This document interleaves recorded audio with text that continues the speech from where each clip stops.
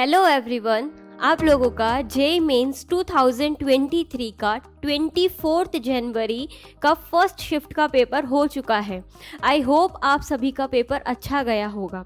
हम यहाँ लाए हैं आपके लिए कि जेईई मेंस का एनालिसिस क्या रहा, मतलब आपका पेपर में केमिस्ट्री का लेवल कैसा था, तो इसका कंप्लीट एनालिसिस है। ये देखते हैं। ये जो एनालिसिस है, फर्स्ट ऑफ ऑल ये एनालिसिस स्टूडेंट्स के इंटरेक्शन के अकॉर्डिंग बना है कि क्वेश्चंस मेमोरी बेस्ड है, मतलब एक्चुअल क्वेश्चंस क्या है 100% श्योर नहीं होता है।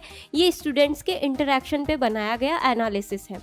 सबसे फर्स्ट बात की जाए डिफ़िकल्टी लेवल की, तो easy, moderate and difficult level कैसा रहा है, तो केमिस्ट्री के पेपर में 40% पेपर इजी था एंड 45% पेपर मॉडरेट था एंड 15% डिफ़िकल्ट था। इसका मतलब ये है कि आपका पेपर ओवरऑल केमिस्ट्री का इजी रहा है, कि आपके पास 40 एंड 45% के बेसिस पे केमिस्ट्री का पेपर बहुत अच्छा गया होगा। नेक्स्ट बात की जाए कि 11th एंड 12th के क्लासिफिकेशन के अकॉर्डिंग कि 11th का पोर्शन 56% था एंड 12th का पोर्शन 44% था। Next physical, organic and inorganic, बहुत इंपॉर्टेंट, ऑर्गेनिक एंड इनऑर्गेनिक के इक्वल नंबर ऑफ क्वेश्चंस थे।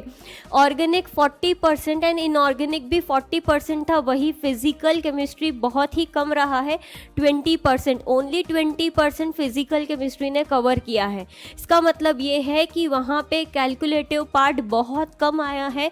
तो पेपर का टाइम मैनेजमेंट बहुत अच्छे से आप लोगों ने कर लिया होगा कि केमिस्ट्री का paper compare to other subject जल्दी हो गया होगा, तो उस टाइम को आप दूसरे सब्जेक्ट में लगा सकते थे। नेक्स्ट बात करें अगर हम ओवरऑल चैप्टर वाइज डिस्ट्रीब्यूशन की, कि कौन कौन से चैप्टर से क्वेश्चंस पूछे थे, तो सबसे पहली चीज आपके पास यहाँ पे जो क्वेश्चंस पूछे गए हैं, इसमें स्ट्रक्चर ऑफ एटम 8% कवर किया है। मतलब यहाँ पे आपके पास स्ट्रक्चर ऑफ एटम से 2 क्वेश्चंस पूछे गए थे। नेक्स्ट बात करी जाए classification of element periodic table की, तो पीरियोडिक टेबल का 4% रहा है। इसका मतलब एक क्वेश्चन पीरियोडिक टेबल से आया है। केमिकल बॉन्डिंग 8%, 2 क्वेश्चन यहाँ पे केमिकल बॉन्डिंग से पूछे गए थे, जिसमें एक डायरेक्टली आपको उसमें कोवेलेंट कैरेक्टर का ऑर्डर निकालना था।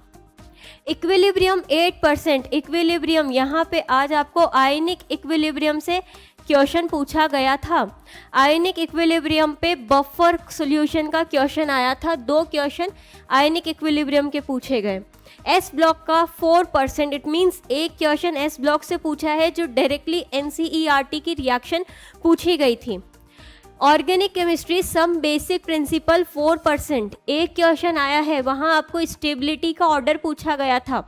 4 रेजोनेटिंग स्ट्रक्चर गिवन थी और वहाँ आपको स्टेबिलिटी का ऑर्डर निकालना था।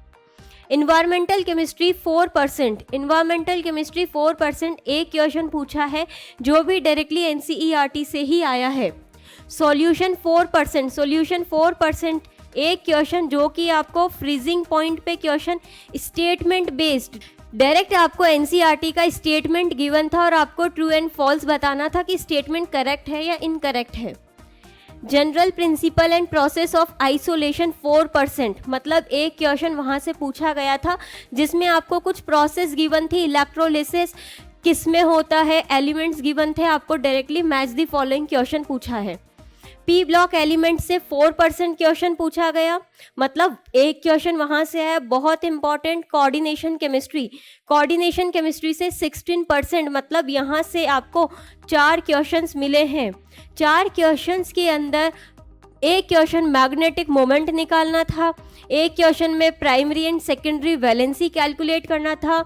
इट मीन्स आपका ओवरऑल कोऑर्डिनेशन केमिस्ट्री के चारों क्वेश्चंस इजी पूछे गए थे। हेलो एल्केन, हेलो एरीन से 8%, मतलब 2 क्वेश्चंस आए थे जो कि स्टेप बाय स्टेप रिएक्शंस थी। एल्डिहाइड, कीटोन्स, कार्बोक्सिलिक एसिड 4%, एक क्वेश्चन वहां से भी पूछा गया।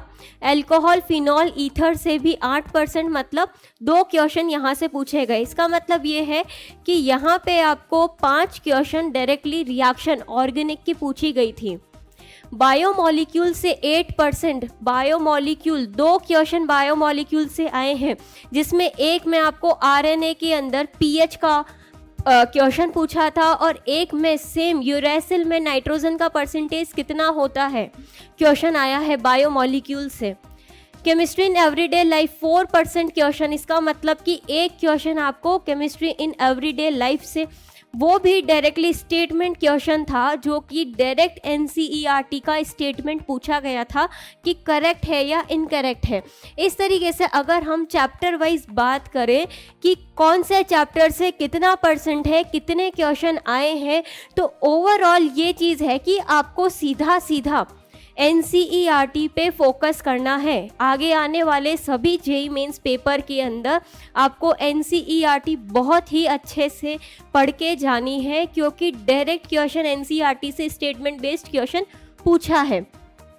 नेक्स्ट बात करें अगर हम कि कंक्लूज़न क्या रहा इस पूरे को देखते हुए, कंक्लूज़न ये था कि पेपर जो होता है वो केमिस्ट्री का पेपर इजी होता है। केमिस्ट्री का पेपर इजी होता है, इसका मतलब ये है कि आप केमिस्ट्री के पेपर में बहुत अच्छा स्कोर करके अपनी रैंक को इंक्रीज कर सकते हैं। डायरेक्ट एनसीईआरटी से क्वेश्चन पूछे गए हैं, मतलब आपको हर एक लाइन, इन्वायरमेंटल केमिस्ट्री हो गया, केमिस्ट्री इन एवरीडे लाइफ हो गया, बायोमोलिक्यूल्स हो गए, इनकी सबकी स्टेटमेंट वाले क्वेश्चंस बहुत अच्छे से देखने हैं। Organic and inorganic equal number में था और फिजिकल का लेस नंबर में क्वेश्चंस पूछे गए हैं। नेक्स्ट आने वाले जितने भी पेपर्स है जेईई मेंस के, इसके अकॉर्डिंग आप उनकी तैयारी कर सकते हैं। मतलब अब आपको लास्ट में रिवीजन ही करना है, तो आपको बेसिकली एनसीईआरटी को दोबारा से बहुत अच्छे से पढ़नी है। सब एक एक लाइन का, एक एक स्टेटमेंट को बहुत अच्छे से देखना है। And all the very best कि आप लोग अपना जेईई मेंस का पेपर बहुत अच्छा करेंगे। Thank you.